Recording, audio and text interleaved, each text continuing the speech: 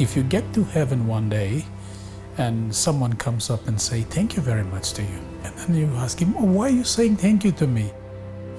Oh, well, because you helped in putting the fuel in the aircraft that saved my life that day.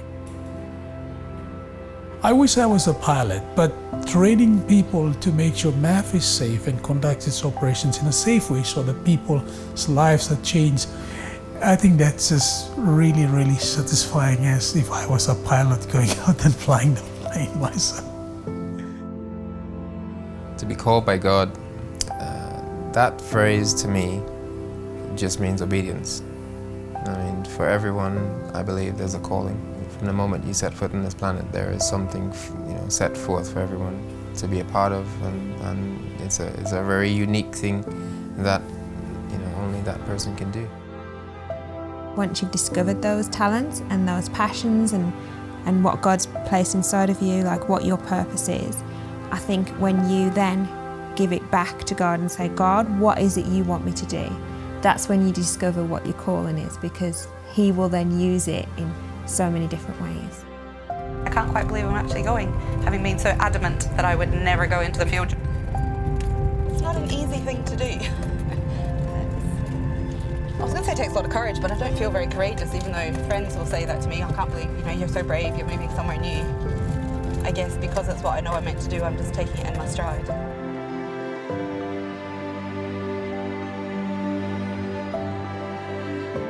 I was a little kid, about 10 years old, and occasionally we used to see this little plane. It was yellow in color, and it was like the only way we could get important things into that community, very isolated.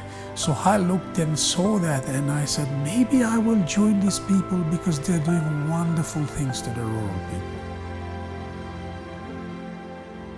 As a Papua New Guinean, you understand the problems of Papua New Guineans. And I think my passion has been driven by seeing that need.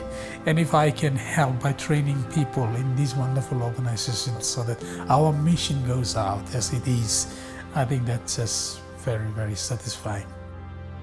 Well, my journey to MAF began as a little boy, much like Miles's age. And my dad, after church, we would regularly go down to the local airfield and just watch aircraft take off and land. I was really hooked. This is what I wanted to do.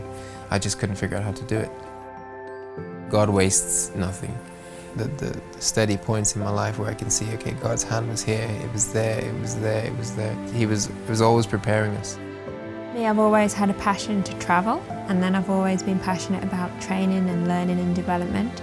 And I think throughout my life, God's opened so many doors, and I think that God had prepared Israel's journey to align with my journey, and then all the talents and skills that He'd placed inside of us, He then gave us this mission.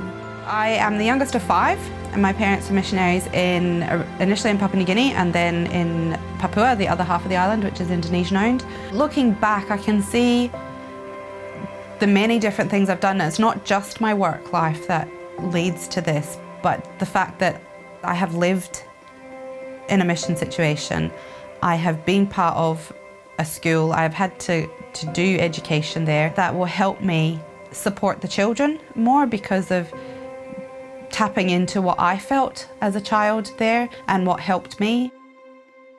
Recently, the CEO came and he gave us this little biro. He said, put that in your pocket, and each time you're going, it says driven by love. And I think that has really, really inspired me. If you are not driven by love, then maybe take your uniform off and as well, do something else. But each time I put my uniform, I put this on and I go out and I said, I'm driven by the love of God to reveal God's love to the needy. To just have God saying, will you trust me? And me being able to say yes. Who would want to go and live in another country where you've got to, you live on rainwater, and when you don't like creepy crawlies and things like that, they're there, and I don't enjoy flying particularly, but because I had a deep, and still do have a deep peace in my heart about the role and just feel so passionate about it, I know that's come from God, because that's not the human reaction, that is a supernatural reaction and the spiritual reaction in me. despite the challenges. I think it's just so exciting to be a part of what God is doing. It's really important for us to have pictures on our wall so that after a tough day you can come home and you look at the wall and you can see these are the people that are keeping me here and supporting us and behind us.